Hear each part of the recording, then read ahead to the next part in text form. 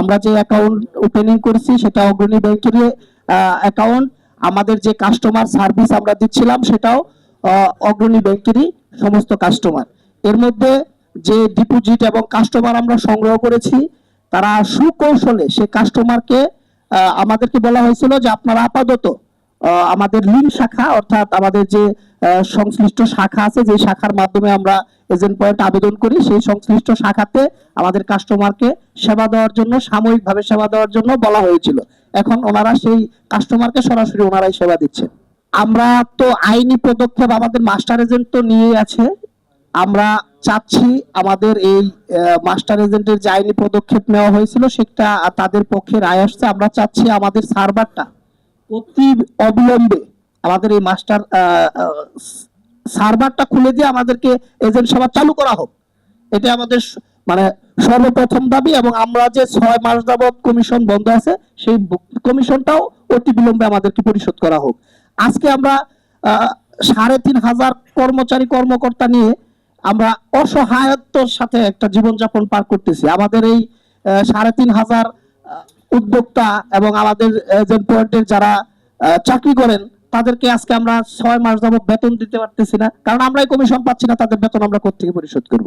আমরা মোটামুটি আজকে 9 দিন যাবত মানববন্ধন আমরা ওইখানে অবস্থান কর্মসূচি পালন করতেছিলাম। এর মধ্যে আমাদের এমডি মহোদয় আমাদেরকে আশ্বস্ত করলেন দ্বিতীয় দিন যে আপনারা আপনাদের সাথে আগামীকাল আমরা বসবো।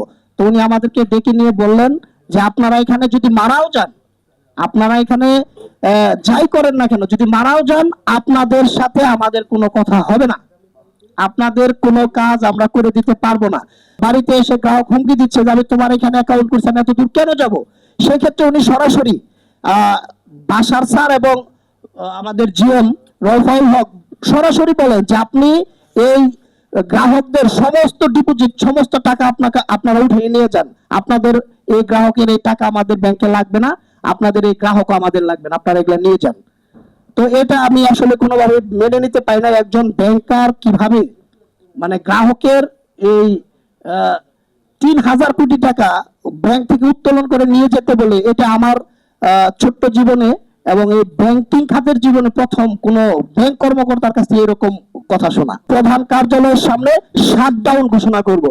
আমাদের মৃত্যু হবে, তবে আমাদের এই সমস্ত প্রবলেম সলভ করা না পর্যন্ত আমরা এখানে শাটডাউন ঘোষণা করব। আমরা যদি সেবা দিতে না পারি, অগ্রণী ব্যাংকের মূল কার্যালয়ে কাউকে সেবা দিতে দিব না। আমরা যদি দুর্বিষহে জীবন কাটাই, তাদেরকেও আমরা রাস্তায় দুর্বিষহে জীবন কাটাতে বাধ্য করবো ইনশাল্লাহ। আর যদি ওনাদের একান্ত এজেন্ট চালানোর ইচ্ছা না থাকে, তাহলে আমাদেরকে সমস্ত দেনা পাওনা এবং আমাদের যে এফডিআর লোন এফডিআর করা আছে, সেই এফডিআর এর টাকা সহ আমাদের ক্ষতিপূরণ দিয়ে আমাদেরকে নিষ্পত্তি করে দিয়ে আমাদের কাছে ওনাদের যে আসবাবপত্রগুলো আছে সেগুলো নিয়ে আসুক, আমাদেরকে এখান থেকে পরিত্রাণ দিক। আমরা বাঁচতে চাই, আমরা সম্মান নিয়ে মাথা উঁচু করে গ্রামে বাঁচতে চাই। আমাদের দাবি মূলত দুইটা। একটা হচ্ছে আমাদের প্রথম দাবি হচ্ছে আমাদের সার্ভারটা রান করা হোক, দ্বিতীয় দাবি হচ্ছে আমাদের বিল কমিশনটা পরিশোধ করা হোক।